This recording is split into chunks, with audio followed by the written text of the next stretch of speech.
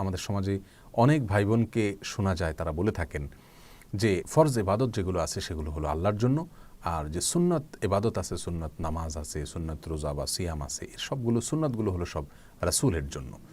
এই একটি কথা আমরা অনেক সময় বলতে শোনা যায়। এই কথাটি ইসলামী আকীদার সঙ্গে সঙ্গতিপূর্ণ নয়, এটি একটি ভুল কথা। আমরা হয়তো অনেকে না বুঝে কথাটি বলে থাকি। আমরা হয়তো এই সেন্সে বলি যে ফরজ আল্লাহ সুবহানাহু ওয়া তাআলার পক্ষ থেকে আরোপিত বিধান, আর সুন্নাহ এটা রাসূল আকরাম সাল্লাল্লাহু আলাইহি সাল্লাম করেছেন বা করতে বলেছেন, তার আদর্শ, তার সুন্নাহ, তার পদ্ধতি এটা তার পক্ষ থেকে এসছে, তাই সেটাকে আমরা সুন্নাহ বলছি বা সেটাকে রাসূলের জন্য বলছি। এরকম সেন্সে হয়তো আমরা কেউ বলে থাকি, সেক্ষেত্রেও এটা ভুল।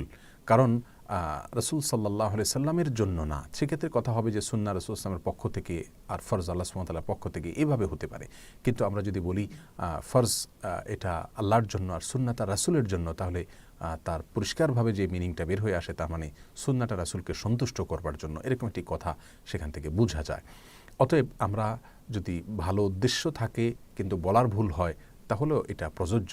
আর যদি কেউ এই সেন্স থেকে, এই আকীদা থেকে বলেন যে ফরজ এটা আল্লাহকে খুশি করার জন্য আর সুন্নাহ এটা রাসূল সাল্লাল্লাহু আলাইহি ওয়াসাল্লামকে সন্তুষ্ট করবার জন্য বা রাসূলের প্রতি আমি নিবেদন করছি, তাহলে সেক্ষেত্রে আল্লাহ মাফ করুন, এই বিশ্বাস, এই কথা শিরকপূর্ণ কথা হবে, শিরকপূর্ণ উক্তি হবে। বিধায় এটা থেকে আমাদের বেঁচে থাকা উচিত এবং এটাকে পরিত্যাগ করা উচিত। আমরা বলবো ফরজ এবং সুন্নাহ, নফল যত ইবাদত বন্দেগী আছে সবগুলো হবে আল্লাহর জন্য। কোরআনে কারিমে যে আয়াতটি আমরা তেলাওয়াত করেছি সেখানে বলা হচ্ছে, ইন্না সলাতি ওয়া নুসুকি ওয়া মাহইয়ায়া ওয়া মামাতি, নিশ্চয় আমার সলাত, আমার হজ, আমার জীবন, আমার মরণ সব কিছু, এখানে ফরজ আর নফলকে আলাদা করা হয়নি। যত রকমের সলাত আছে সব ধরনের ইবাদত হবে শুধুমাত্র আল্লাহর উদ্দেশ্যে, রাসূল সাল্লাল্লাহু আলাইহি সাল্লামকে সন্তুষ্ট করবার উদ্দেশ্যে, বা তাঁর প্রতি কোনো ইবাদত নিবেদন করা হবে না।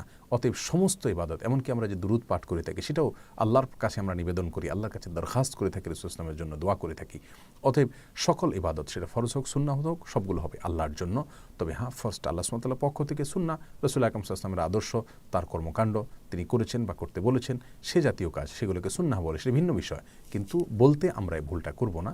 যদিও এটা কেউ কেউ হয়তো বিশ্বাসগত জায়গা থেকে এই ভুলটা করেন, তাহলে এটা শিরকি কথা হবে।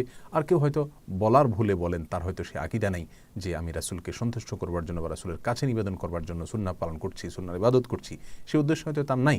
সেক্ষেত্রেও এটা বলার ভুল, যেহেতু শিরকের সাথে সাদৃশ্যপূর্ণ হয়, এর একটা মিনিং খারাপ হতে পারে।